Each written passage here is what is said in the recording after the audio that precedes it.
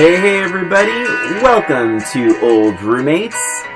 Today on the show, we revisit that classic 70s sitcom, Good Times. And we ain't jiving. So pull up a seat and let's get started. Oh my goodness. Welcome everyone to Old Roommates, the only podcast that revisits pop culture through a middle-aged lens. This is Christina. And this is Brian. And we are revisiting Good Times. Oh my gosh, Brian, 1974 to 1979. Yeah. What a crazy classic sitcom this was. Yeah. Groundbreaking. Yeah. In so many ways. So, I think what you're trying to ask me is what my experience was then.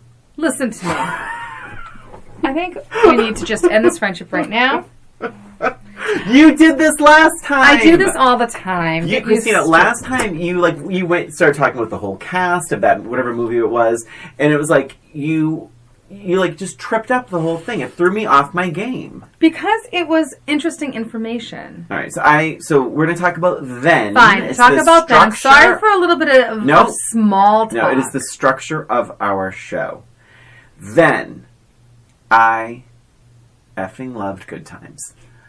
I loved it. I loved JJ. I loved Florida. I loved Willona. I loved Michael. I loved Velma. I loved James. Are we doing this again? That's how I say Velma. Are we doing Velma again? How should I say it? Thelma. Thelma? Thelma. All right, Thelma. I love Thelma. I loved this show. I loved it. And I will say that this show had a lot of very special episodes, a lot of heavy stuff. Almost every episode. It was like the facts of life all over again. A little bit. Almost every episode had some sort of public service announcement. Well, yeah, I mean, the ones that stick out for me were the neighbor that was eating cat food, the kid who was deaf, who had a hearing problem, and he almost fell down the elevator shaft. Obviously, Penny, and then of course the death of James. I mean, there was Michael and the gang, which, I mean, but all that to say, it has stuck in my soul. Some of the biggest laughs, Kid Dynamite. It is shocking how much I remember about this show, and fondly for the comedy and the drama. How about you? Well, I have to say, pretty similar. I mean, when I watched this, so I was trying to think about when I originally watched this. So I was a big fan of this show, All in the Family, The Jeffersons. It was all around the same time where I was watching these shows, and I'm pretty sure it was after school.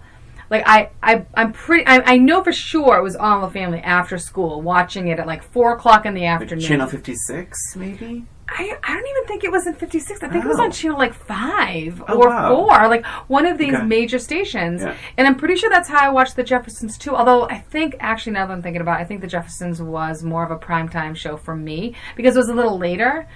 But I'm almost positive that Good Times was in the same realm as All in the Family, in the after-school kind of situation.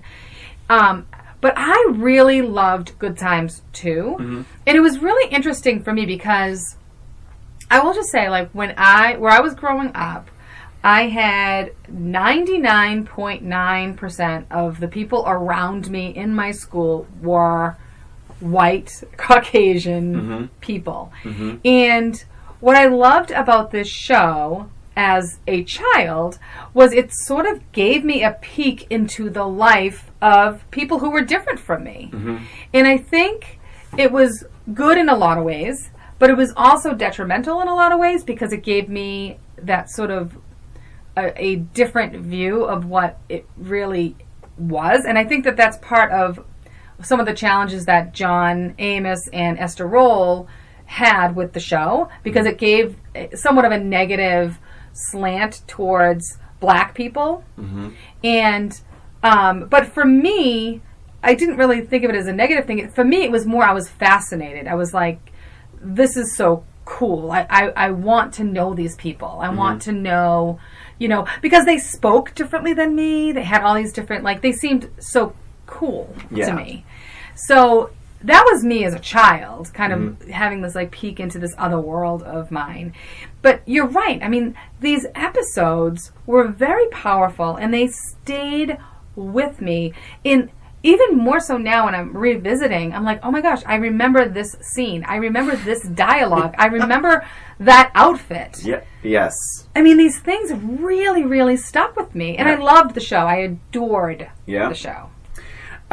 Yes, I will say, so you mentioned I cut you off earlier, and this is groundbreaking. But yes, so this Good Times is groundbreaking. It made history in a couple of ways in pop culture. It is the first African-American 2-parent family sitcom, and it was the first spin-off of a spin-off. So All in the Family spun off Maude. Yes. Maude spun off Good Times, just for people to And what's interesting, I don't know if you have this in your notes, but originally Norman Lear did not want it to be a 2-parent household. That's right. He wanted it just to be, and Esther Roll said, no, I want it to be. Yeah. And so what was originally an actual spin-off turned into sort of a spin-off, because she has a different last name in Good Times. Oh. And they never refer back to Maude or the family, the Finleys, or anything like that. But she does mention, I think at some point in time they do mention that she was a maid. But that's the only reference that they even go back to. But it was a spin-off of a spin-off. And what's really interesting, and we can get into this, because actually we can just jump in if you want, because we revisited 8 episodes during this episode. We wanted to kind of revolve around one of the main events in TV history, really, is the death of James, the father. Yeah. And what we decided was we would do 4 episodes at the end of season 3, the last 4 episodes at the end of season 3, and the first 4 episodes of season 4, which revolves completely around James and his death. And we should mention too, we wanted to also revisit the Penny episodes, because I don't think you can mention Good Times without people knowing a Penny. I really don't think anybody would ever not think about Penny. And so what we decided to do is we decided to revisit the Penny episodes, but that episode is actually going to be posted, and is posted now actually, on our Patreon page, which is patreon.com/oldroommates. And so if you would like to listen to those episodes, log on to patreon.com, and if you're a member, you can easily join, and you can listen to that episode as well. We thought it wouldn't be doing the show a service if we didn't discuss Penny. We had to. It burned a hole in our... Stop it. What? In our childhood. What? Stop it. I'm just saying, but otherwise this episode would be 3 hours long. You know what I mean? There's no question. There's too much. I wish we could have revisited, so many more. But one edit to what you said. So, yes, we did 4 episodes, James's last 4 episodes in the show. Yes. And the first 4 episodes without James. Yes. But I have to say, getting into the now, James isn't mentioned a whole lot after he dies. No, he isn't. We can talk about that too. We're going to dive in. So let's discuss.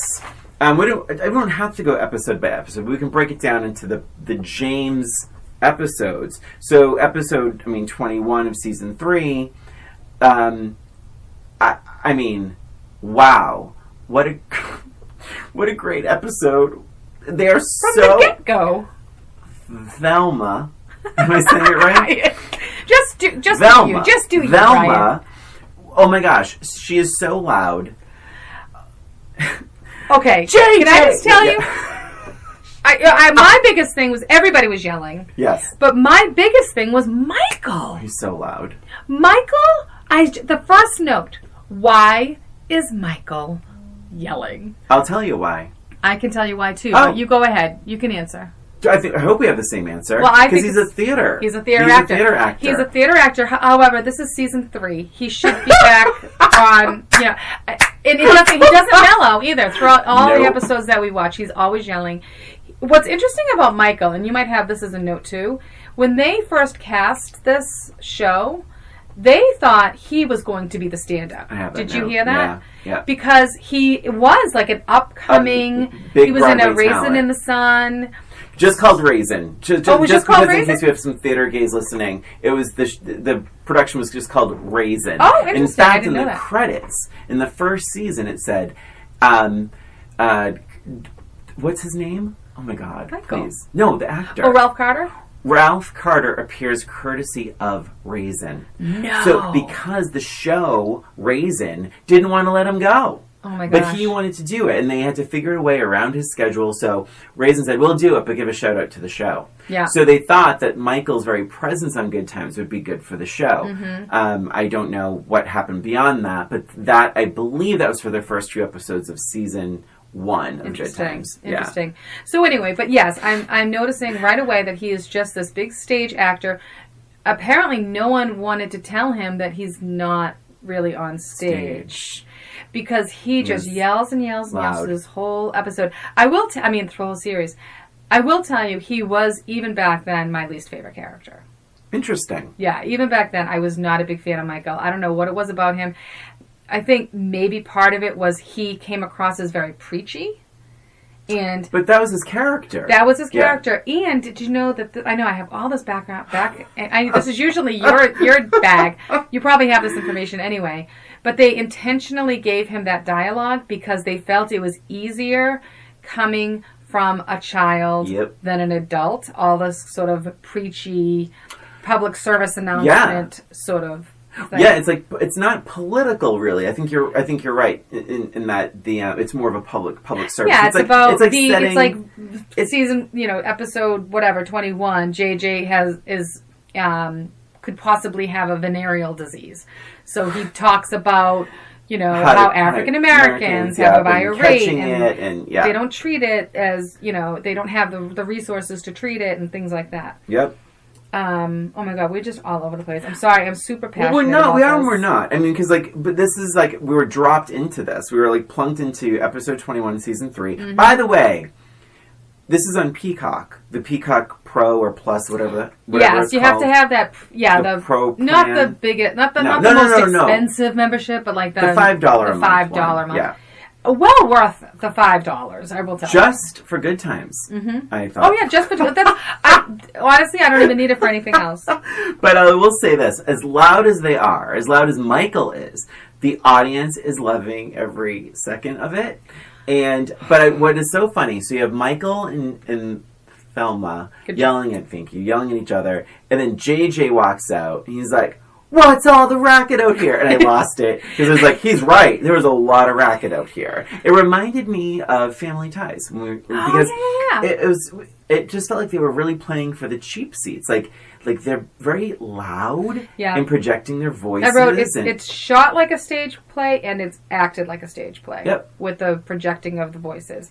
And maybe that is part of. It's a live studio audience. Yeah. It is on a stage essentially. So maybe there wasn't a direction where they were saying, calm down. Absolutely. Also it's there's something that is a very electric about it too. Because also if we could talk about Cheers was live studio audience. They weren't shouting their lines. No. This is a different thing. And also the family's loud. And I think that's and because they're consistently loud, you understand that James in Florida, you get the feeling that they're almost always at a 7 or an 8. Mm-hmm. So it doesn't, what I mean by that is it doesn't take much for these siblings to start fighting and get even louder. And I think that's when James in Florida just have to step in and tell them to be quiet. Yes. So it makes sense.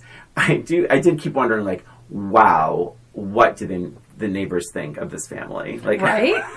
Because Where's Bookman when you need him? So loud. So interesting about this first episode that we watched, Florida and James are not in it. They're away at a wedding. Yeah. And Bookman is nowhere to be found, which was kind of funny. I was kind of waiting for him to appear. Yeah. And I hadn't seen him. And you mentioned the audience before. This audience, I swear to God, this audience is like 50% of the show for me.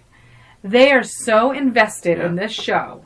They are yelling and hee-hawing and yelling. Amen and go Walona. Yes. And yeah. Right? They're I have that note. They are so into this family. Like it's almost the passion of the audience is almost like WWE.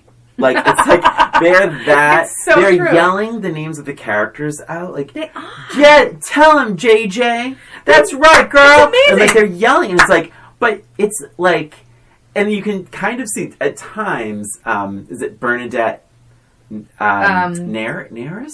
Oh, I'll look up the names. I can't believe I should have written the whole cast down. But a couple of times where like you almost see her sort of smirking at the crowd being so invested. Mm-hmm. I think that's really tough because like. It's so tough. It must have thrown them a couple times, and that's a note I have.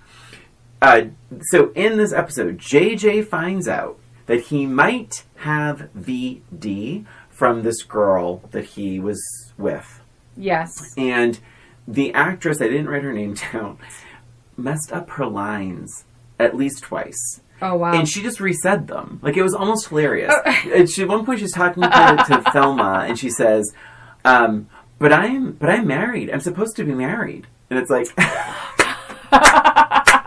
it was so funny. And like, but they just leave it in. And I think it's because it's like, they're just going for the longest take they can. The audience is all invested and you're not gonna, it's hard to like, whip that audience frenzy up all over again. Yes, although this audience seemed pretty easy to whip up. I guess so. I just loved the audience so much. I really, really enjoyed that part of it. But, yeah, I could see how that would be, they could throw them a little bit. Especially the people who aren't, they're the more the guest stars. Which, by the way, a guest star on this episode, Jay Leno. Yeah. Sitting in there, in that waiting room, waiting to be tested for a VD. He got that role from Jimmy Walker. Yes. Because Jimmy Walker and Jay Leno were stand-up comedians together. And when... Jamie, oh my God, what am I saying? Jimmy Walker, when Jimmy Walker got Good Times, he didn't want to leave any of his comedian pals behind, and so he would fight to get them on the show. And I think David Letterman was part of that group as well. Yep. And so, and that's just a really nice thing. I mean, JJ, what a sitcom character! Oh my God, he has like these lines that are like. They're like nothing burgers. Like his line is like measles, mumps, Dutch elm disease, but like JJ is like yelling at the ceiling like he's cursed, and he's like, "What is it?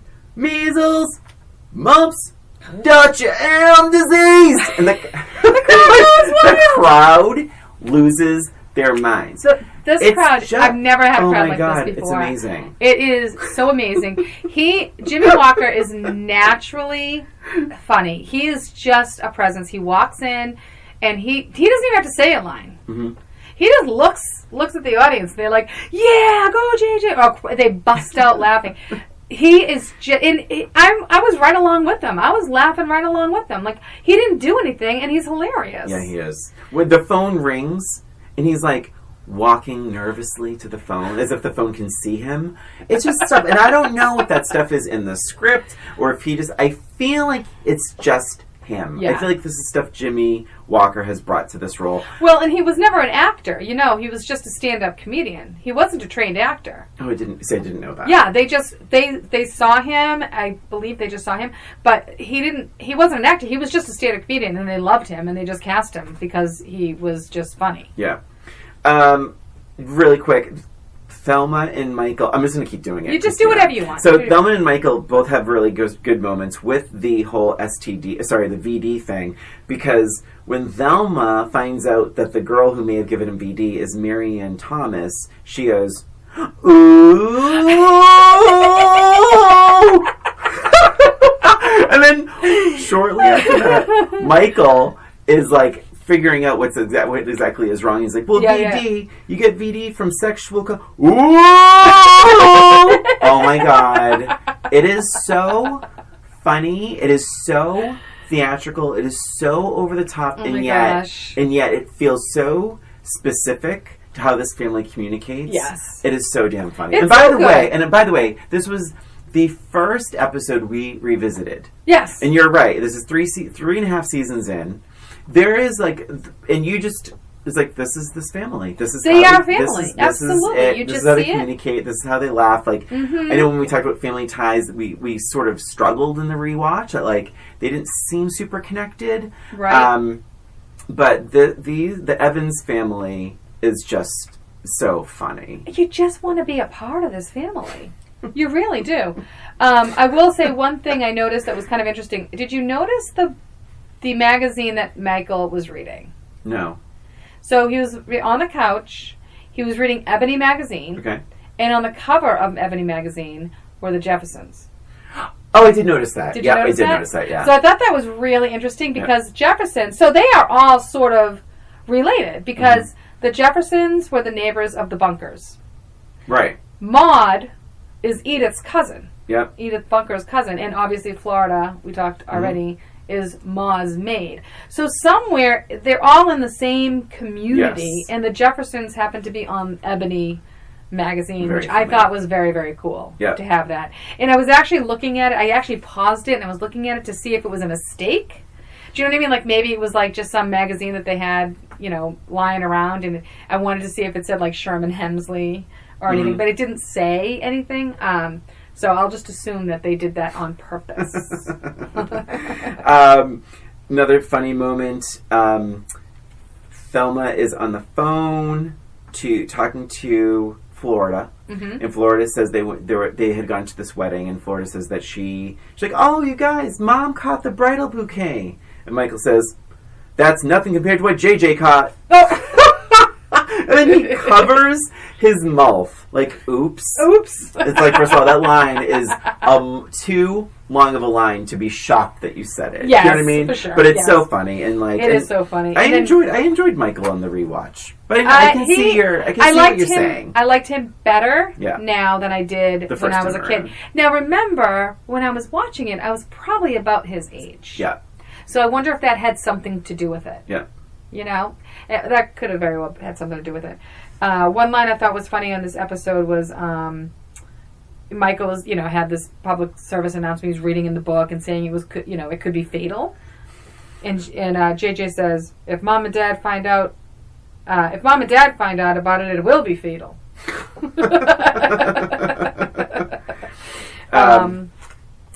Yeah, that was all my notes in that first one. And I just said, $2. Florida and James left the family $20 in case there's an emergency. That was kind of a middle-aged lens notification. God. And the only other note I have on this episode was Willona is a star. Like, Willona, to me, she walks in and it's just like, I just love her. I want to be her. She's amazing. She's like everyone's favorite aunt. She's amazing. Yeah. Amazing. Just so much energy. I love her. Me too. Okay, next episode is episode 22 of season 3. This is where Florida, the family is driving Florida absolutely crazy. Oh my God. And rightfully so. Oh, they're crazy. Oh, my. And loud. And they're not listening to her. And James. This is unfortunate for us because this is the first rewatch episode that James is in. And he is treating her like garbage. I wrote, James is being unreasonably obnoxious. Yeah. And I wrote, she's trying. She's cooking dinner and sewing a button on his shirt, writing out a note from Michael. I mean, what else can this woman do? Trying to figure out Thelma's dress, doing something. Every child in that house is trying to get her to do something. Yeah. Plus, she's trying to leave to go to work. And cook breakfast. Oh, I'm sorry, I said dinner. Sorry, I meant breakfast. Breakfast, all of it. She's just doing it all. Yeah. And what annoyed me about that, it's like, you know what? Thelma and JJ they're both old enough to be doing their own shit. 1,000%. Like, okay, so you got to do that. James was ridiculous, like just not even understanding what is happening, which I thought was unreasonable. And, just all of it was kind of crazy. But it gave the audience a good amount of involvement when Florida tells James off. Right on! Right on! That's what they're yelling. Yes. I wrote, they love her rant. And Florida ends up having lunch with her boss. Mm-hmm. Her boss brings her to an authentic Japanese restaurant where they sit on the floor, where Florida falls backwards. Which I said was hilarious. Oh I thought she did such a good job trying to get on the floor and falling over. She was so funny. Esther Roll is she's so naturally Florida. And in this lunch, when everything, it's like, it's tough because at this point in our middle-agedness, we have probably eaten at a Japanese restaurant. We have probably sat on the floor. Or if not, we have seen it in a billion movies. Yes. And in 1970 blank, probably not so much. So for Florida to be a bit of a fish out of water in this feels very real. Mm-hmm. For her not to know what sushi is feels right. Yes. And so none of it feels like forced. It doesn't even feel dated, to be honest. No, it really doesn't. And I just love how understanding and appreciative her boss is. Because we've seen scenes like this before, where the boss is almost turned off by their say subordinates' naivete. But he's not. He's helping Florida. He finds her questions charming. He actually finds her quite charming. Yeah. And it's just a really nice scene. And I didn't write the line down, and yet I'm going to start laughing about it. The server says something to Florida in Japanese. Oh, what did she say? And I believe Florida gives her a shocked look and says, "Can you touch my what?"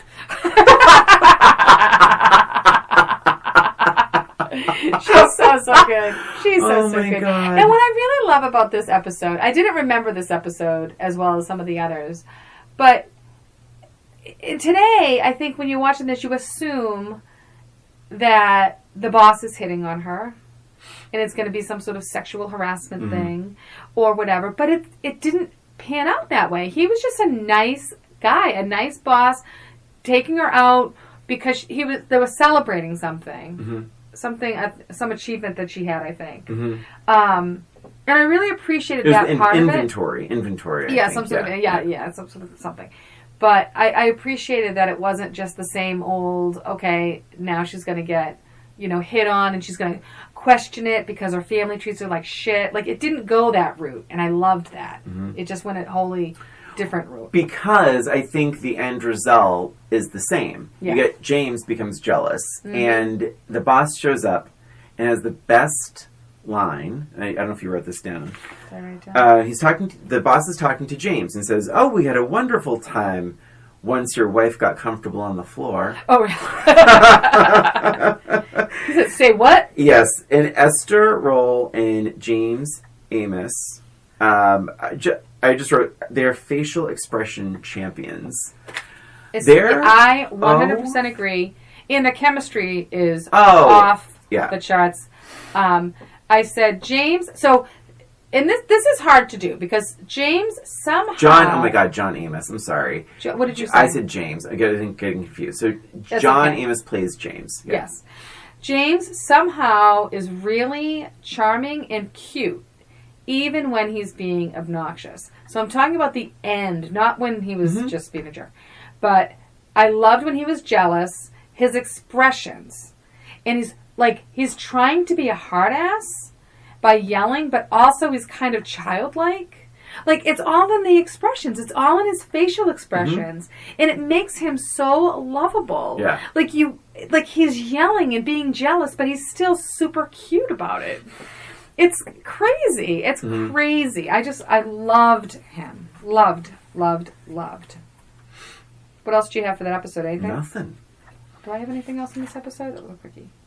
I did for a middle-aged lens. I said that he was guessing her clothing size, which you would never. Yeah, that was ooh. But I do say that she was younger and thinner than I remember her being. Florida. Yeah. I don't know. I'm gonna be honest. To me, I don't know. well, thinner, yes. But I think she looked. She's one of those. I have to be honest. She's almost like or Esther Roll was almost like a Angela Lansbury, where I think she just sort of almost always looked a little older than she was. And so when she was older, she didn't look old. Right. she looked younger. But I think, I think Esther Roll and Angela Lansbury, and I'll throw B. Arthur in there. B. Arthur. Right. And I think it's probably because they allowed themselves to age. And I think Esther Roll, I don't think she looked younger than I remember it. I think she always was sort of timeless for me, but looking older. Looking at her now, like as I was watching it, I'm like, yeah, she's probably younger than me right now. Oh, absolutely. And so she looked, to me, I'm like, she looks good. Like, I didn't think she looked old. I thought she looked appropriately. You know who's younger than you now? Everybody. No. I would never, Christina. Who? I'm not, besides the fact that I'm very close to your age. No, so Rue McClanahan at the start of the Golden Girls is younger than you are. That's younger than you are. Crazy. So I could be a Golden Girl. That's what you're saying. So season 3, episode 23, Good Times. Velma's boyfriend. Yeah, so she's like engaged. So clearly this happened in a previous episode. Yeah. Okay? But, so it opens up to Thelma dancing in a very 70s way. But I thought she was a good dancer. Oh my gosh. She was like all over the place and super cool. Like we're gonna get to the Supremes moment. Oh, but she's very talented. She's great. I really enjoyed Thelma. I agree. I wrote that JJ is so funny still. Like I almost feel like in every episode I write something about JJ being funny and something about Michael being loud. Well, the first note I have is they're all so loud, especially Thelma. At one point she says, and by the way, the actress's name is Bernadette Stanis. Stanis, that's it. Yeah. She says, JJ, knock it off, you fool! Oh my god. And it's just like, I don't know why that is so funny to me. It's so funny. But she just gets so frustrated, and, I have a lot of siblings, and I felt that pain. I don't have too many notes here. The only note I have is like, is James that easily duped by tickets? Like, by the promise of tickets? That felt a little off. It was a little bit off. I mean, obviously it was storyline driven. Right. But, yeah, I just didn't buy it. Although, you don't know what their relationship was like. Like, I felt like we were missing something because we didn't see, like, the beginning of the relationship. Sure. And, like, obviously he's been in a few of the episodes or whatever. So I gave him a little bit of leeway there. Although I will say he left to get ready. He left the room to get ready. All he did was, he was wearing the same exact outfit. All he did was rolled his sleeves down. And he came back out. I'm like, that's what you needed to leave the room for? Well, you know what's interesting about that? Speaking of wardrobe, I mean, JJ only has a few shirts. Mm-hmm. And I think there's something really real about that in terms of, say, like living in the ghetto, as it were, in Good Times, and being poor. I thought that was very real. And like, I grew up with no money, and you always had that favorite shirt. You always had that shirt that you thought you looked good in, or those jeans that one pair of jeans that is like a brand name that you would wear all the time. Yes. So it's that kind of thing, and I felt that was real. And it almost, in a way, made JJ more of a character, because cartoon characters typically do that. That's true. Like, they have the same clothes on all the time, and JJ does. And except for a few episodes that we watched. And then, but whereas Michael and Thelma and the others change their clothes all the time. Mm-hmm. So I thought that felt very true for JJ's persona. Sure. A couple of middle-aged lens moments. $8.95 for a steak, which was considered expensive. Wow, huh? And $11.99 for live lobster, which I wrote both of these down. Which inspires Velma, who knows she is not going to go through with this engagement, to say, live $11.99 for live lobster. Let's just get a dead one. Cute moment. Very cute. I wrote that I love the sibling fights. I just somehow I really like them. What did JJ? There's a quote. JJ. Oh, this is from Michael. JJ, I may get them when they're puppies, but you get them when they're dogs. Talking about girls. So there's a lot of that sexist kind of stuff. JJ always has a girlfriend with a crazy name. Yes. That he gives her Sexy Samantha, the human panther. That was one of them. There's a few of them in there. Yeah. Willona, again, she just like dramatically falls into the apartment. A bit too dramatically, but that's okay. She's forgiven because she's Willona. And yeah, it was just kind of a weird storyline for me that the fiance is just going to move to California without even talking to Thelma. Mm-hmm. I mean, maybe it was a sign of the times. I it was think in the so. 70s. But, well, and you know what's so strange about that, without jumping too far, is that very premise, the taking over the car dealership or the car repair place, is exactly what happens with James. I know. Isn't that strange? It is strange. It's almost like a Sanford and Sons. Like, I mean, maybe that was a thing for this in the 70s within the black community. Yeah, a relative in another state. I have done zero research on this, right. But it is strange that is exactly the same setup, the same promise that James responds to, in which he meets his demise. Next episode, is that on your notes? Sorry.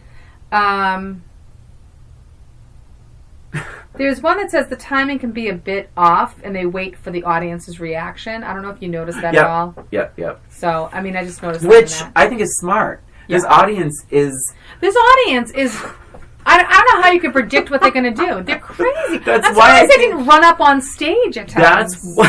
That's why I think they paused once in a while. I really think, because I noticed that too, but I'm like, you know what? With that audience, they should. Because the audience might talk right over, or like laugh and yell right over the next line. I will say that JJ and Thelma had a nice moment in this episode where JJ actually gives her some really good advice, where he says, you've got smarts, and it's a different kind of smarts.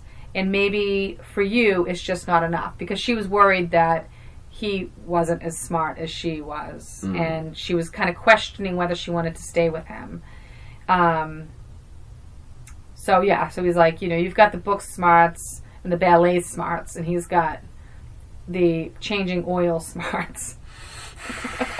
But it was a really sweet kind of moment for them, which you don't see very often. You see the fighting and stuff, but I appreciated that. Yep. So, episode 24. Yep. The rent party. Really quick, the fighting with JJ and Thelma, though, to me, it's very brother-sister. Totally. I mean, they mean none of it. And it's usually Thelma defending herself. Yes. And just because she's so used to whatever JJ is going to say next. Yeah. My first note here is Michael's impression of JJ. I actually laughed out loud. I did too. Yeah. I did too. And that's where I think Michael actually shines, when he's allowed to be a little ridiculous. Yes. Yeah, because he can be very theatrical, and I think when he has to do something theatrical, it makes a lot of sense. And this is an excellent episode for Michael. Yes, it sure is. I couldn't help but notice the rather subdued audience applause when Bookman walked in. Yeah, it was strange, because it was like, Willona walks in, they go crazy, and I wonder if just over time they're like, no, Bookman's a bad guy. Well, and that's an interesting point, because going into this, I remember Bookman as being a fun family friend. Like, I knew he was Bookman. I knew he wasn't a friend. I knew he was the superintendent or whatever it was, right? The maintenance guy or whatever. But I never thought of him as like the enemy. Like, it was like a frenemy kind of thing. But in these episodes, he's like the bad guy. He's always threatening to evict them, which, does he have the authority as like the superintendent? Well, he can squeal on them. Yeah. That's the whole thing. But I think, really quick, he was the enemy to me when I was growing up. I was like, oh no, Bookman. I really was. I was a kid, but like I remember being like, Bookman is not a good guy. He was like a Schneider to me. What? Yeah. Oh my! In my memory of him. Schneider from One Day at a Time. Yes. Okay. Of course. Well, okay. Although middle-aged lens is. So we learn in this episode, that building they live in has at least 17 floors. Crazy. Are you telling me poor Bookman is the only building maintenance man. No wonder that elevator keeps breaking. No wonder he's so miserable. Right? No wonder and he's married. he's sick. And he doesn't deserve buffalo butt. He doesn't deserve jive turkey. Mm-hmm. He doesn't deserve the audience laughing at his expense. Well, they do. Well, but he has a big job. He does. I mean, he must be exhausted all the time. And he apparently he is always saying he's going to evict these people. Well, I think he means, because they're, who knows? Yeah, because it even says it. Yeah. Because they even say it in the season 4. We can get into that after. But it says, how can the janitor evict tenants? Like, they're constantly saying, like, they can't do this because Bookman's going to find out. They can't do this because Bookman's... I really felt like they thought he could evict Well, he can squeal. I think it's that he can squeal on maybe. them to the management of the building. He's not management. He's the eyes and ears of that whole operation. Yeah. So anyway, Bookman finally arrives. This is like the last... So anyways. This is the... I just explained it all to you. Thank you so much for mansplaining it to me. So Bookman... finally arrives. I wrote Bookman finally. I've been waiting for him, and it took like a lot of episodes to see him. So I was happy to see him. The big missing component here in this episode, did you already say it or no? No. JJ. There's no JJ in this one. There's no JJ in this episode. He was in St. Louis. No, I know. Yeah. But I'm saying he's they not said in he's this in episode, St. Louis. Which I think is so odd that they have these episodes where there's no Florida, there's no James, there's no JJ. It's bizarre. It is strange. I wonder why. I don't know why. So the story here is one of the tenants in the building is coming on hard times. She's getting shut-off notices. She might be evicted. So they decide to have a rent party. You find out that Florida and James have had rent parties in the past to help someone less fortunate pay the bills. Someone who's fallen on hard times. What a great idea. So they have a big rent party where, lucky for them, just about everyone in this cast is a singer or a dancer. Crazy, right? Maybe that's why JJ was... Oh, maybe. Yeah, was he going to do stand-up? Well, he could have done stand-up. That would have been funny. And which provides a great opportunity for multiple talents to come out. Oh my gosh, incredible talents, really. But if we were to pick the least... say, impressive performance. Do you have a vote? I really was shocked at how... I would say Michael. What? Yeah, I didn't like Michael. I thought Esther Roll struggled. Well, you don't really expect her to be a performer. Like, I What? Well, then why is she on that stage? Why is she on that stage? Because she's the mom. She's part of, like... It's not supposed to be 3 professional... singers and dancers. It's supposed to be the mom and the daughter and the neighbor. It's supposed to be like a fun sort of talent show. I just think their vocals really didn't complement They one another didn't, well. but they weren't. I mean, it was supposed to be funny, not necessarily. Well, I mean, Bookman does about 28,000 impressions. Oh, he was good. It was amazing. Oh my god, I was shocked. Like, he is really good. And the crowd loved him. The audience on the stage and in the audience loved him. He did excellent.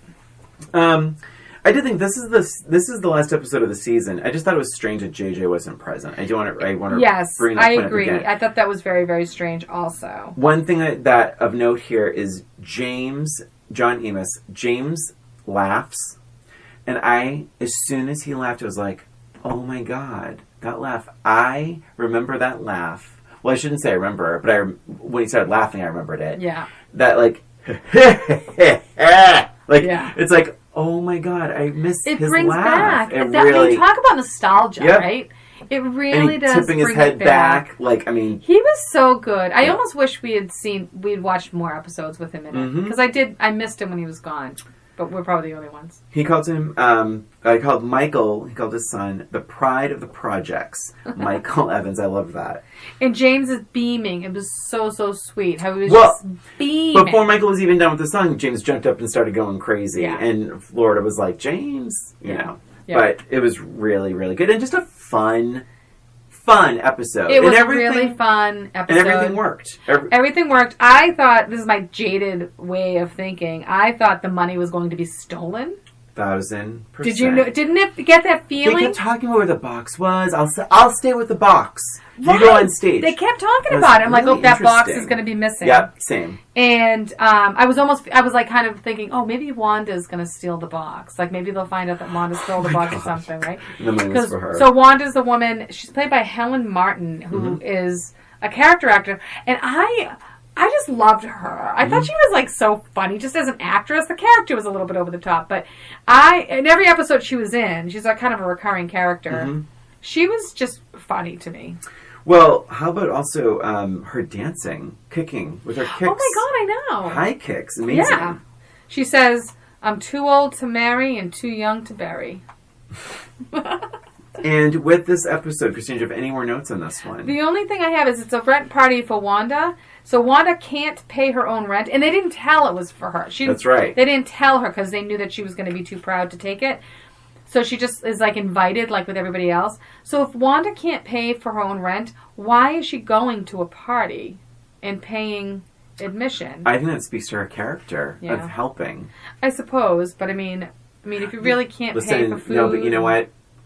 I think there are a lot of people out there that they always think, well, someone else has it worse than me. That's true. And if I have $1 and someone has nothing, I'll give them it has $1. That nice community. You know, like you could tell they had a nice community helping each other. Yeah, you're right. You're right. I mean, no one in that building is rolling in money, but they're all there. You know, I think that was nice. And nobody stole the box. So no one stole it. Good for them. It truly, that box of money was treated like a loaded gun. It really was. And like a thriller. You know what I mean? Because like it's gonna go off. I'm still expecting it to be stolen. Something bad's gonna happen, but nothing bad happens. It's a great episode. It's all happy endings. All right, so here's the thing: we're about to start season 4. Do you want to take a break? Yes. And then talk about season 4? Read my thoughts. Okay, good. So we'll be right back with season 4 and some questions and the death of James Evans right after this. Hey there, it's Brian and Christina, and we have some exciting news. We now have bonus content on Patreon. If you're a fan of old roommates or simply enjoy revisiting pop culture, we would love for you to check out our page at patreon.com/oldroommates. Patrons of Old Roommates can expect exclusive content such as special episodes, movie recommendations, special videos from us, and bonus content, among other things. Your support will help us to create more content, offset publishing costs, and expand our resources to improve your listening experience. Whether you become a patron or not, we appreciate your support. Drop us a comment on social media, give us a rating or review on your podcast app of choice, or send us a message at oldroommatespod@gmail.com. We would love to hear from you. Thank you for listening, and now, back to the show.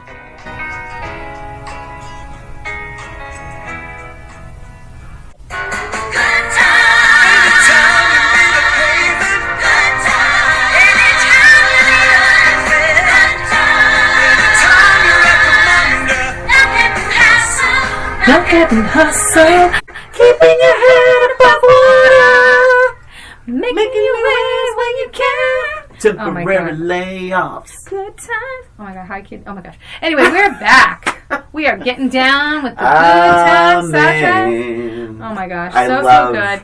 The song was fantastic. Yeah. I listened to it every episode. Like, you know, you can you can skip intro. Yeah, I never did. Didn't want to. I never wanted to.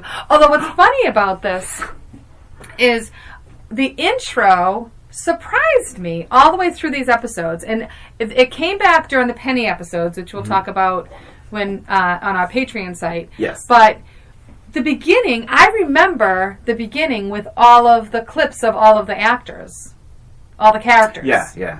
And it was surprising to me that all the way through season 4, it was still just the scene of the city.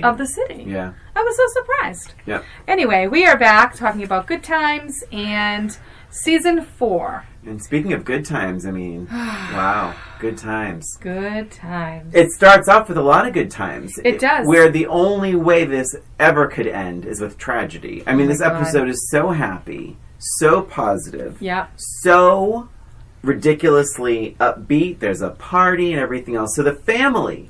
Well, before we get into the episode, though, I just want to mention, just was one thing is, so this season starts off, obviously John Amos is not involved in this season, and what happened was he was very unhappy about the way that Norman Lear was representing black people on TV, and he was very, very vocal about this during his time on Good Times, to the point where he was fired because of it. And from what I understand, Norman Lear called up John Amos and said, "We are renewed for a 4th season, but you are not coming back." So he didn't even know at the end of the last season, season 3, that he wasn't coming back, and they just fired him. Yeah, and I think that that's so sad.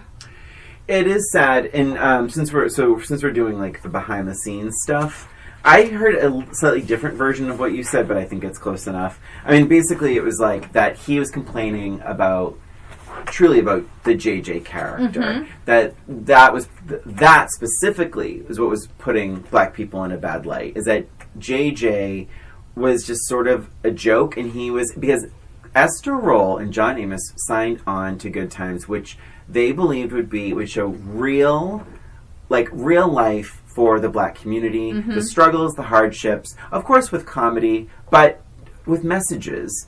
And when the character of JJ took off and became incredibly popular, suddenly it became much more of a comedy, much more about JJ, and that's not what he signed up for. I actually understand that. I think the challenge becomes he didn't stop complaining about it, right? Which ties into what you're saying.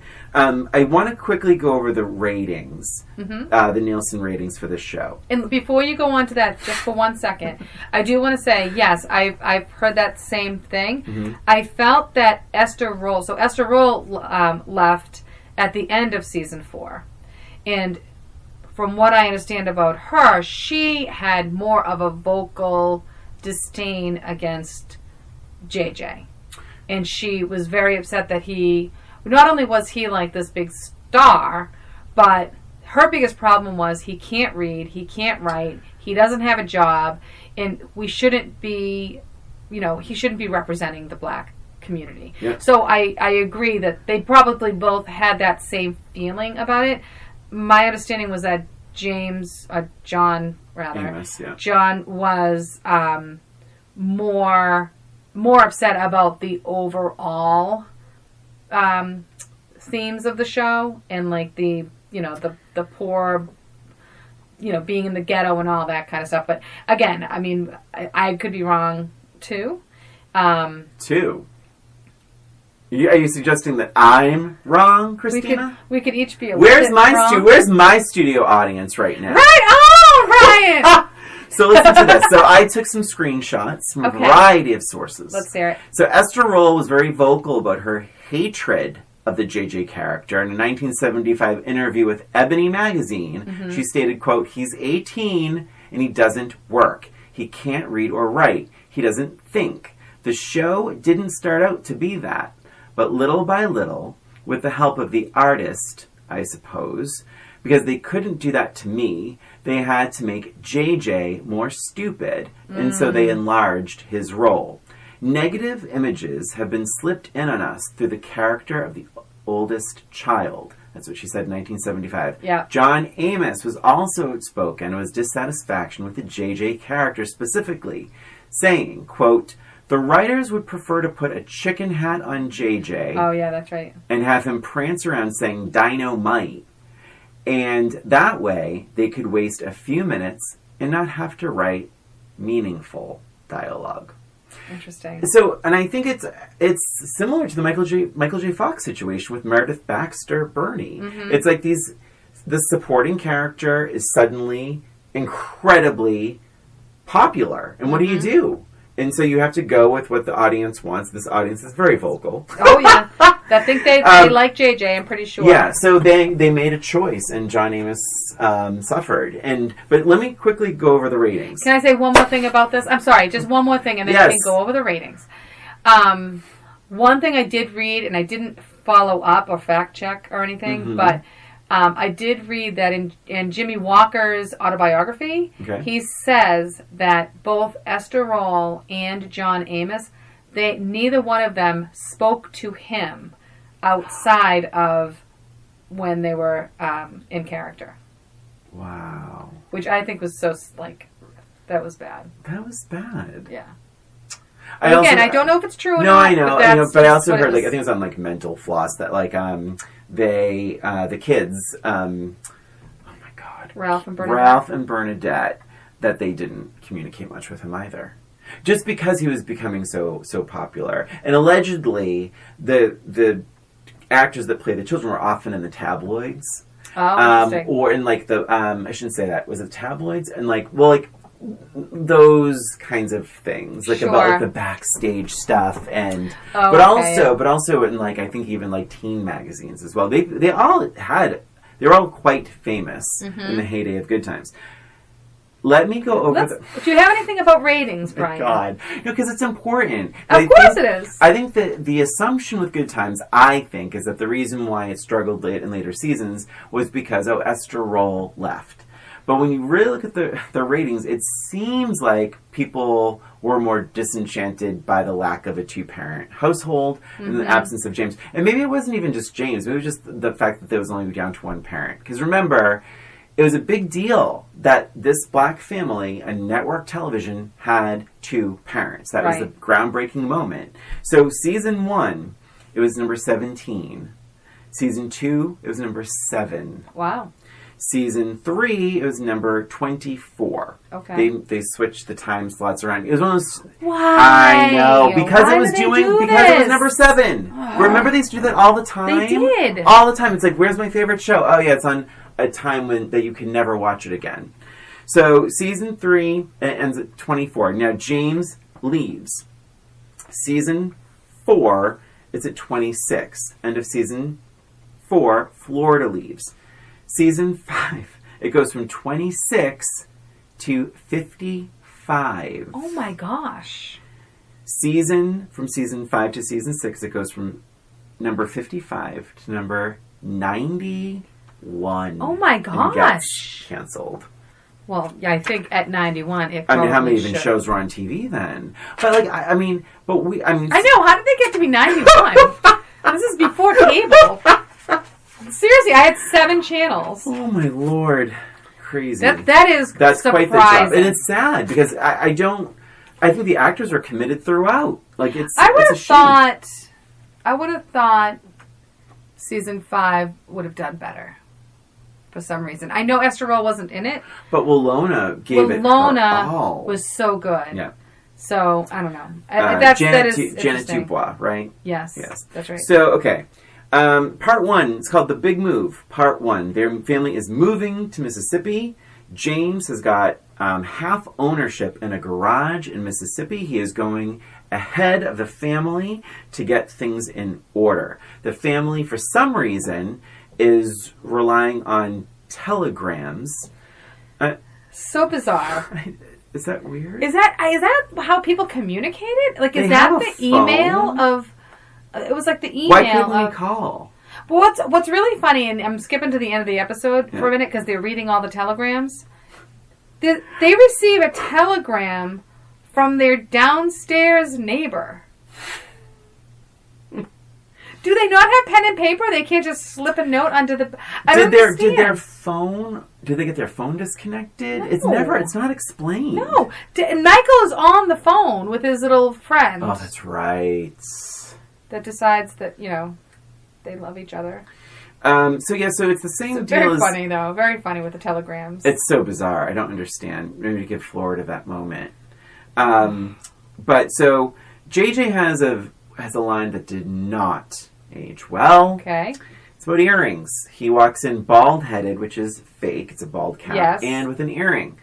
And he says, 1 earring, macho. 2 earrings is latita. And the audience claps. They don't go crazy. Yeah. Perhaps they even sense that something's a little wrong with that remark. Yeah.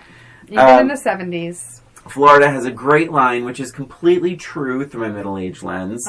They're concerned about the moving boxes, and Florida says, as long as you don't mark them fragile, they'll be okay. And I think true. That is so effing true. Very, very true. Very true. I did write, everybody is still loud. Season 4, episode 1.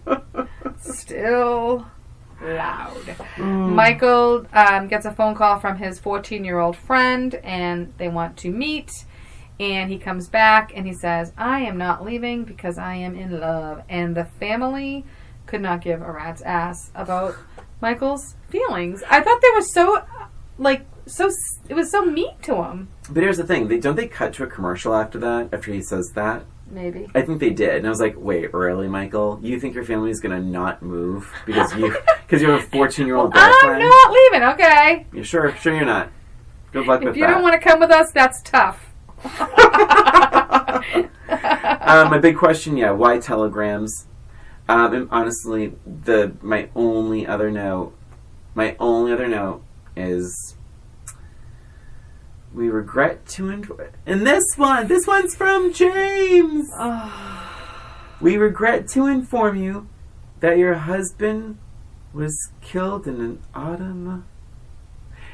Now, in my childhood, I remember her saying automobile accident. That's not what she says. No. She barely finishes the sentence, and it just ends. It is such a powerful ending. I remember the ending. I'm getting chills now. I'm getting chills as well. She doesn't finish the sentence. She sort of collapses, and you hear the audience. They're like, what? No. Yeah. Oh, no. No. A lot of whispering. Lord have mercy. Yeah. A lot of whispering. The audience is in shock. And then it is silent. It just ends. And then they show just the end. The last picture. Yeah. And you're just like, what the fuck just happened? Can you imagine fucking waiting a week? A week? Imagine can't. Waiting a week. I can't even imagine. For the next episode? Well, and what's so interesting about this, everybody needs to remember, back then, you didn't even know he was not going to be on here. That's right. Now, it was not public. It was not common knowledge. A season beforehand, that the second someone is upset with the show and they're not showing up, The only thing you might not know is how they'll be written out of the show. Right, but you know they're going to be gone. Yep. You make, But whatever. You didn't know this. We had no idea. No warning. No warning whatsoever that and we were children. Our beloved father figure is killed. Killed in a car crash. Oh my God. I mean, Jesus. I don't think I'd been in a car crash before that point in my life. No. It's like, wait, cars can crash? And James can die, fathers can die. I truly think that was the first, death. Absolutely. Pop culture, character death. Even probably in my life. Well, I mean, excluding, Disney cartoon movies. Like Bambi, it's Bambi's mom, all that stuff. That's a cartoon. That's what I mean, though. I'm just clarifying. But this is a real life. We know what, my point is, we know what death is. Right. But I don't think we've ever seen it so... wait, what? This is called Good Times. This is it's not very good anymore, is it? It's called Good Times until you get a telegram. It's a comedy. I've been laughing for 22 straight minutes. Yeah. And then you throw that at me? That was very powerful. A jolt. Oh my God, I can't. So let's move on to the second episode then. Okay. If you can't. The second episode. This one I probably could have recited. This episode, season 2 of episode 4. I remember this episode so clearly. And I think what disturbed me so much is the same thing that disturbed everybody in the whole episode is, why is Florida being so happy? And carrying on. And laughing. But also, in something I did not catch the first time around. I know what you're going to say, because I didn't catch it either. She can't be touched. Nope. No one's touching her. No one can touch her. Barely touches her shoulder. Florida shrugs away. Even the kids. She won't let the kids touch her. And that is a middle-aged thing. That is a middle-aged thing. And I will tell you, that is so true to life. Yeah. And I think everybody, well, at least I know I am like this. When I am upset about something, I cannot be touched. Mm-hmm. Especially something serious like a death. Yep. You don't want to be touched. And that was like... Because you'll lose it. 100% did not pick up on that at all as a child. Yeah. I picked up on that she was happy and carrying on, and I didn't understand that at all. And I was with the kids. Like, the kids are like, what is wrong with Ma? And I'm like, I don't know. What's wrong with Ma? She does say, and I certainly don't remember this, excuse me, about Africa. She says their ancestors celebrated life. Mm-hmm. It was they have celebrations of life. They did not mourn the dead. Right. And, not quite buying it, Florida. Right. That is true, but, you're Florida Evans. You have children. You've went through a devastating loss in modern time. Mm-hmm.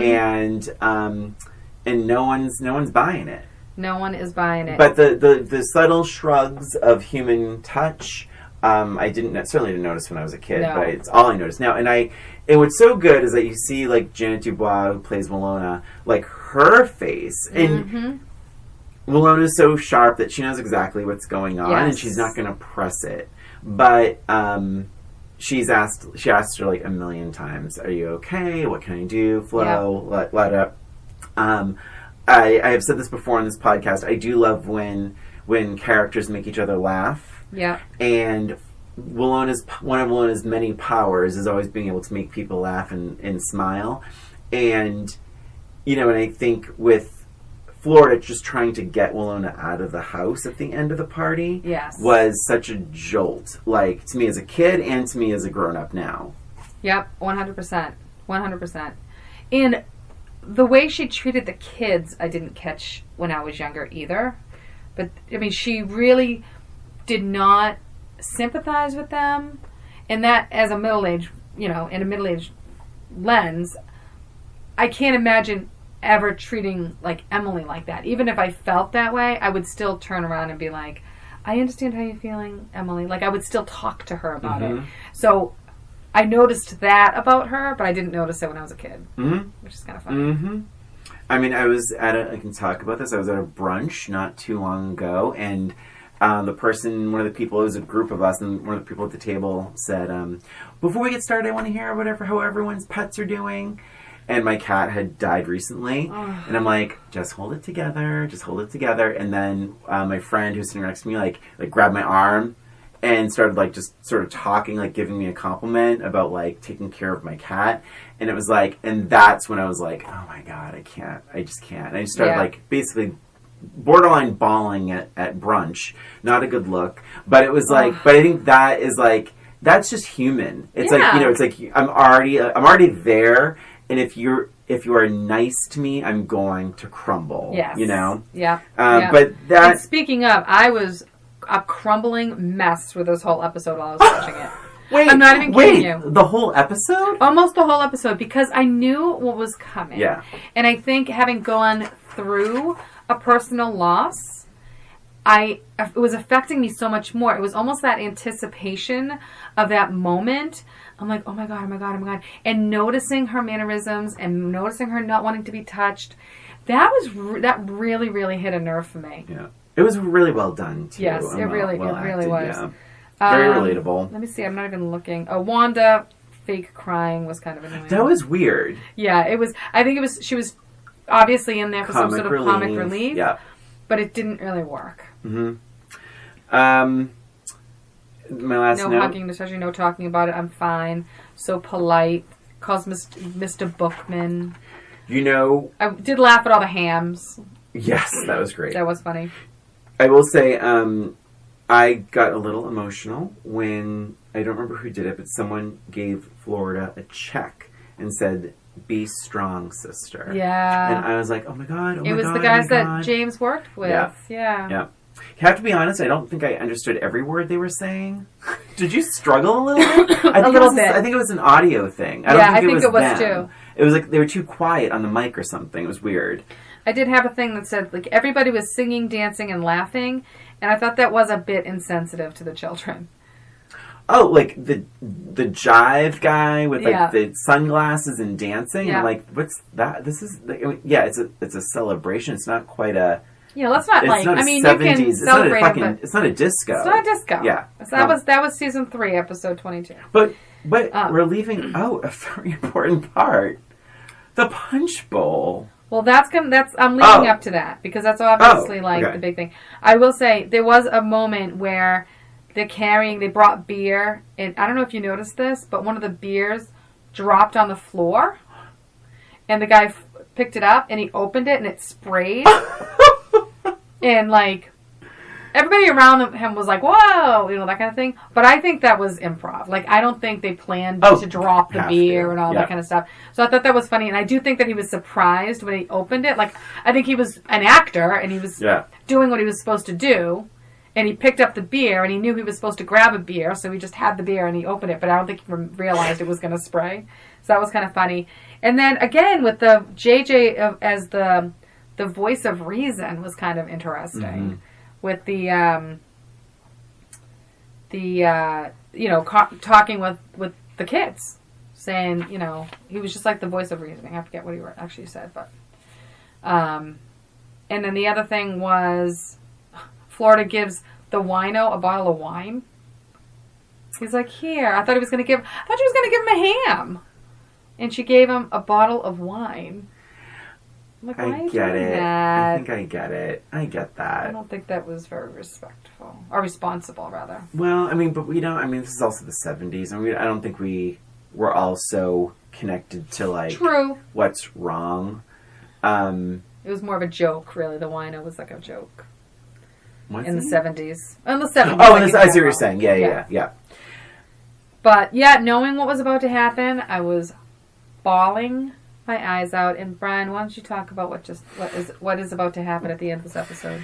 So she wants nothing to do with the kids. She's fine. She has to just clean up, and so the kids reluctantly leave the room, and Florida is in her kitchen by herself, putting things away, and she picks up the punch bowl, sort of has a split second of realization, and smashes the punch bowl on the floor, and basically shivers and shudders and says, "Damn, damn, damn!"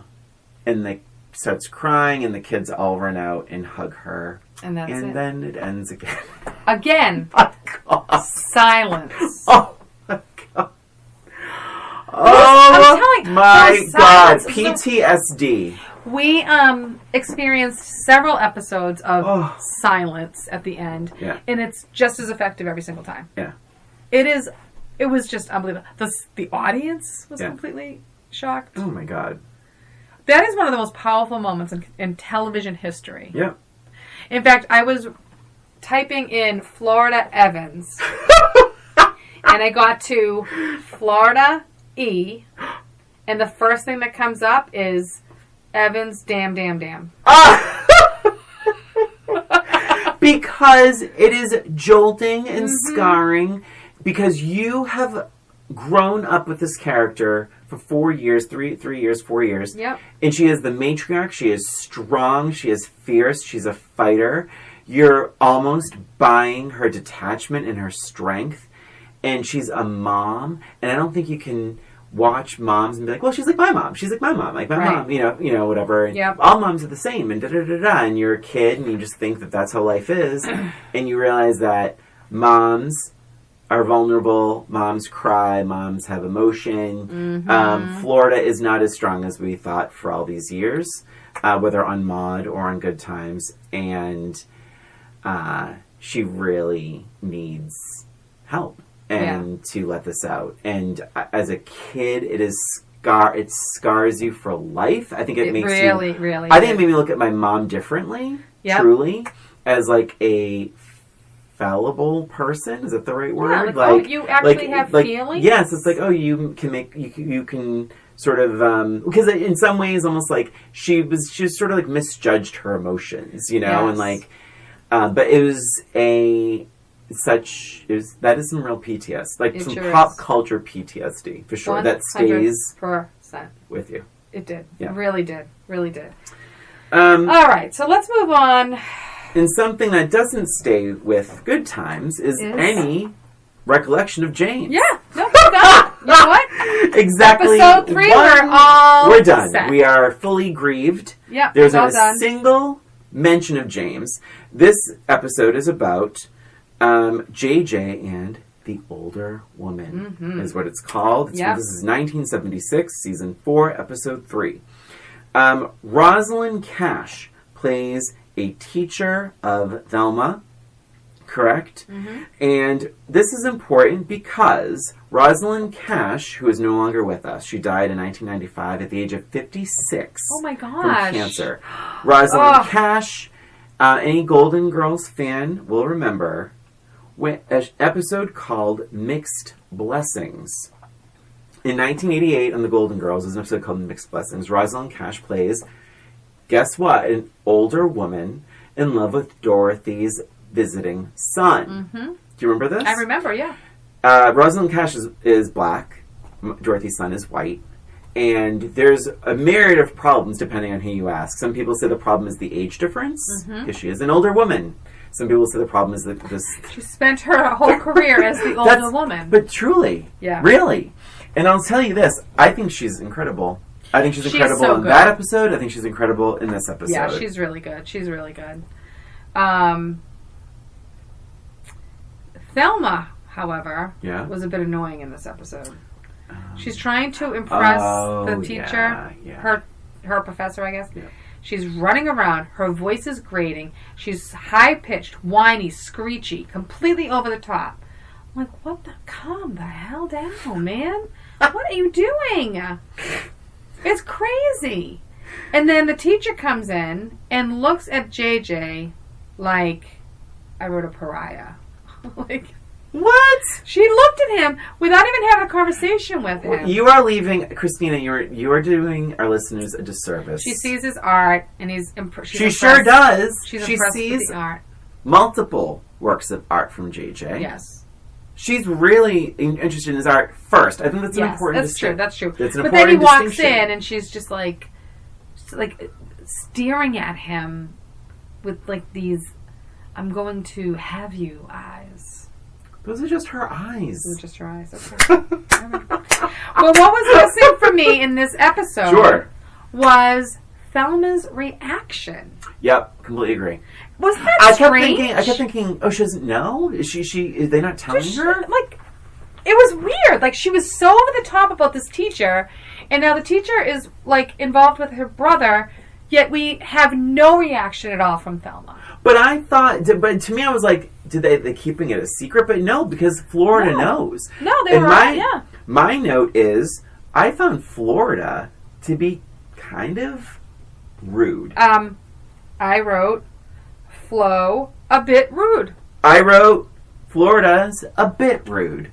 And I wrote, she said to Jessica, do you want to say them? Because she maybe said, the same thing. This is what I wrote.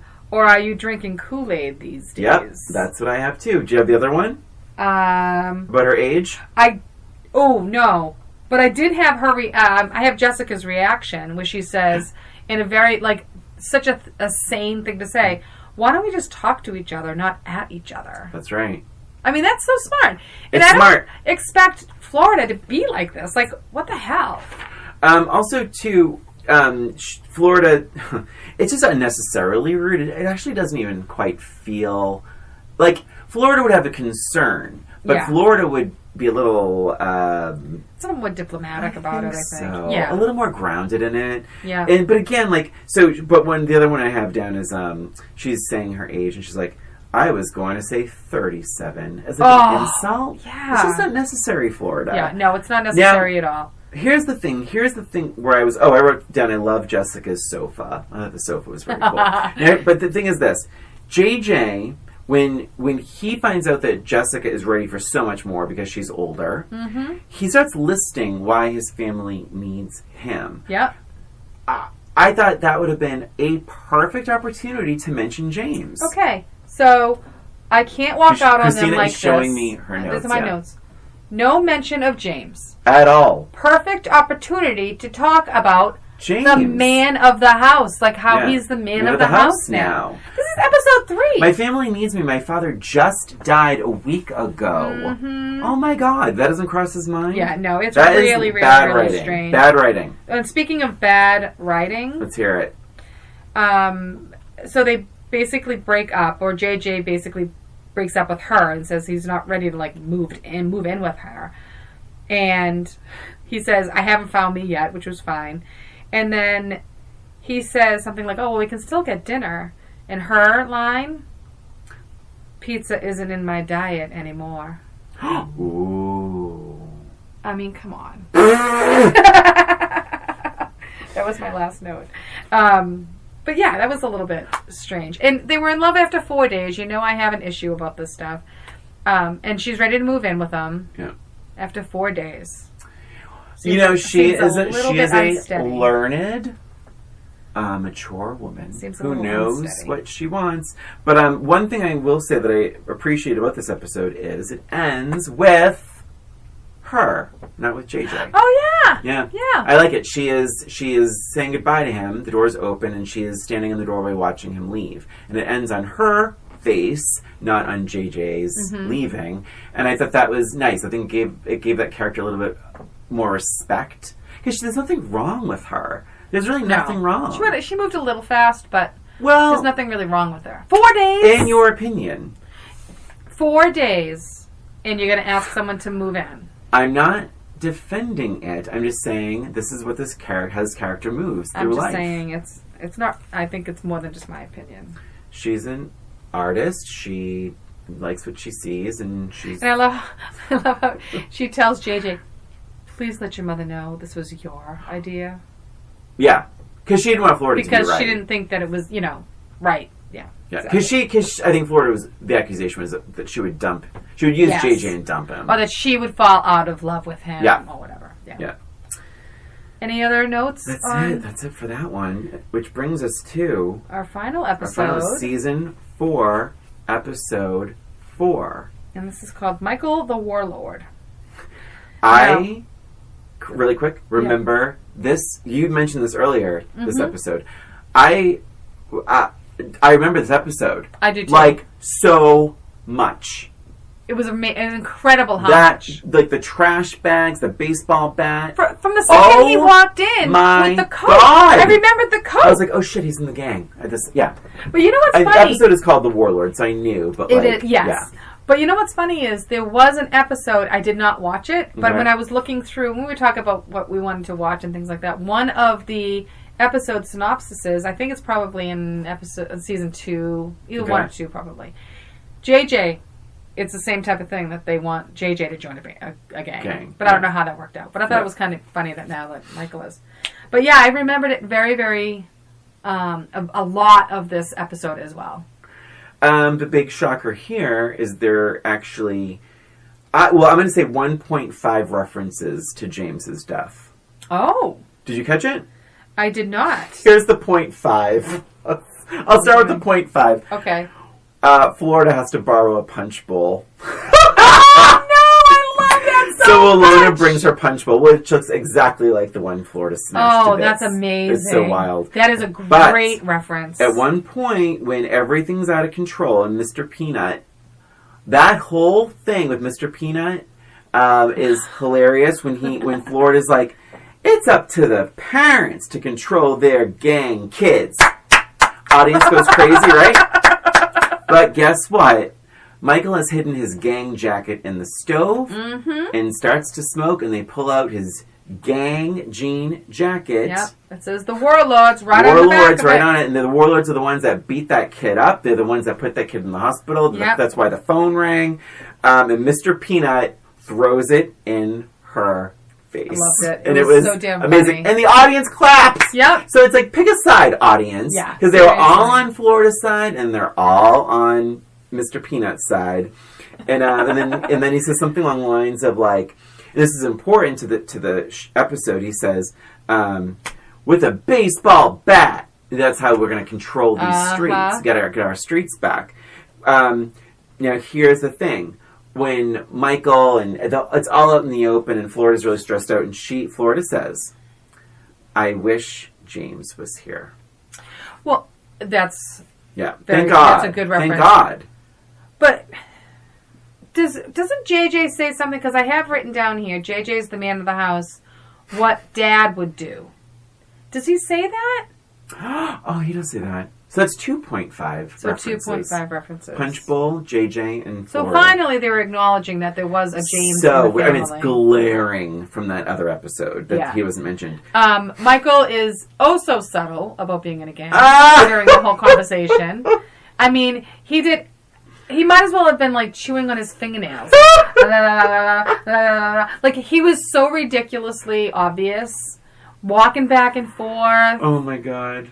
I think they even said something like, "What's going on?" With you, then Walona needed to calm down when the oven starts smoking. Oh, she's running around my God. like a chicken with its head cut off. Yeah. And she's like, "Fire, fire, fire!" I'm like, Walona, calm down. Please. I thought that was so strange. It was really That was strange. so out of character for her. Yeah.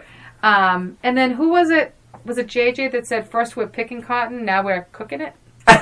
Like, what a terrible reference. So I do think, and I won't get into the Penny episodes, but JJ has a few lines in the Penny episodes that I'm like, clunk. Mm-hmm. Like, they waited and nobody laughed. And Yeah. like, that was the right choice. Yes. So I just kept writing. I remember so much of this episode. But there is one really funny line that one of the gang members says. Okay. They have stolen a purse. Yeah. And they go through it. And there's basically nothing. And Right. one of them says, "We gotta rob 30 purses just to make minimum wage." Oh, God. So that whole scene with the gang, I wrote, they weren't very scary.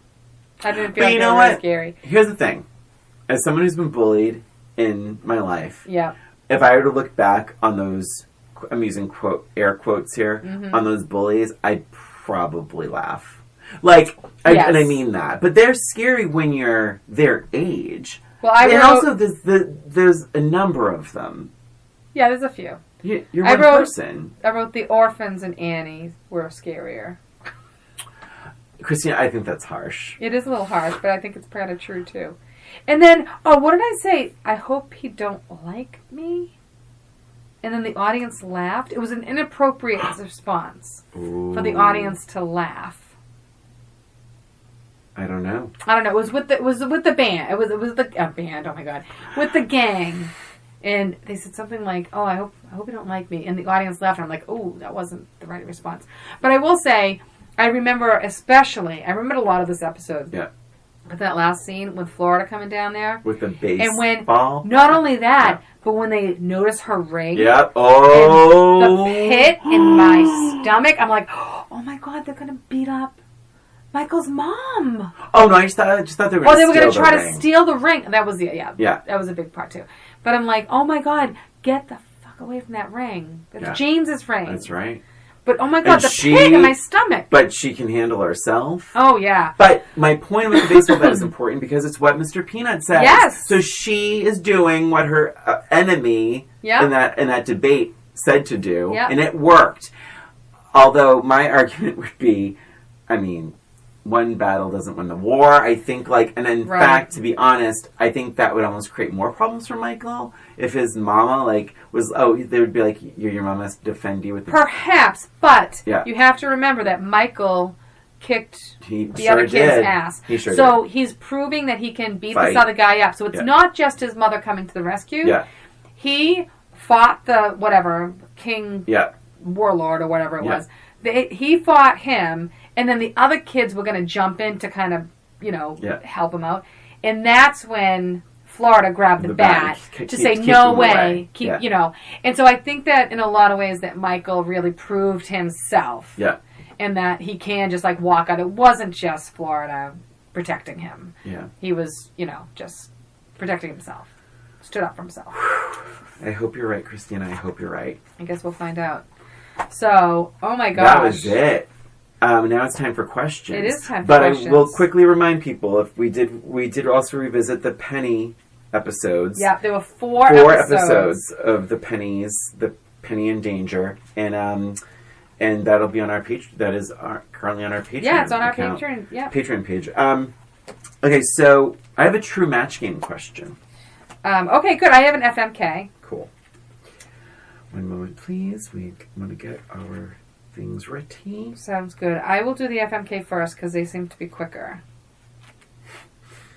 What did I do with it? Oh, there it is. It's kind of an easy one. Oh, wait, sorry. You want to do the FMKs first? I'll do the FMK Okay, cool. first. It's just because it's easier. And, cool. Okay, so the FMK for you. Yeah. James. Yep. JJ. Yep. And Bookman. Okay. I think I already know. Okie dokie. Oh, God.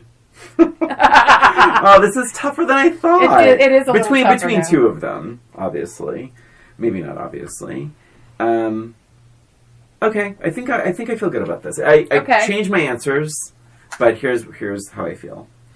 Going to F James.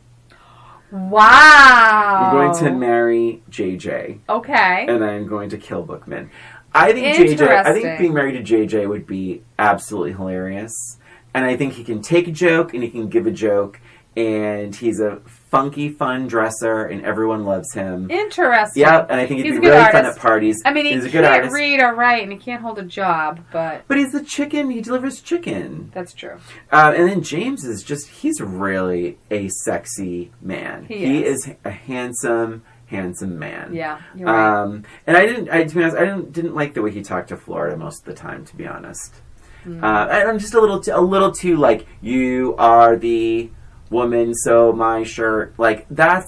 Yeah, I suppose, but it was a sign of the times. It was. But I know what you're saying. How about you? I would probably... I think I would marry James, actually. Okay. I don't know who I would F, though. I don't think I could... I don't... Maybe Bookman, actually. And then kill JJ? And maybe kill JJ. Just because I can't imagine having sex with JJ. Like, he's just too skinny. Yeah. I suppose. I mean, anyone who calls himself Kid Dynamite, right? He's got to be pretty good. Just something to think about. That's true. All right, I have a match game. Okay. Christina. Yes. Well, it was bound to happen. Uh-oh. After years of ridicule, Bookman went on a diet. But what? I know, but listen, it's unfortunate because he's now lost way too much weight. Oh, no. He is so thin. Now, instead of being called Buffalo Butt, they're now calling him Blank Butt. Oh, my. Oh, my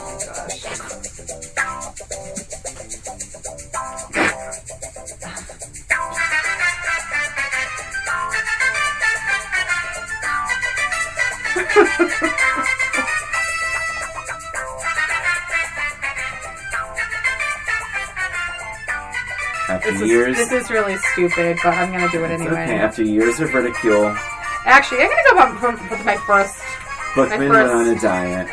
I'm going to do my first answer. Unfortunately, he's lost way too much weight.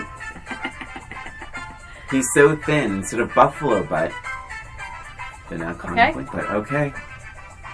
Christina. Ding. Ding. Instead of Buffalo Butt, the kids are now calling him... JJ Butt. And... Alright, my other guess was Grasshopper Butt.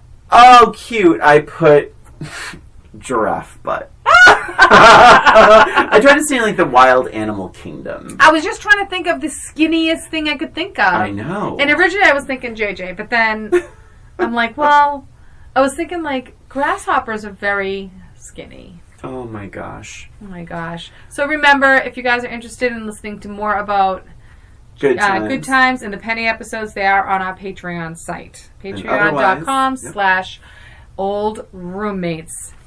And otherwise... Amen. And that's it for us in this episode of Old Roommates. Thanks for listening. Please subscribe to Old Roommates on iTunes, YouTube, or wherever you listen to podcasts. And please give us a rating or review while you're there. And if you're interested in more Old Roommates, including special episodes, bonus content, movie recommendations, and more, visit our Patreon page at patreon.com. That's patreon.com/oldroommates. Comments and ideas can be emailed to us at oldroommatespod@gmail.com. And don't forget to follow us on social media at Old Roommates. Thanks again for listening. This is Christina. And this is Brian. Until next time.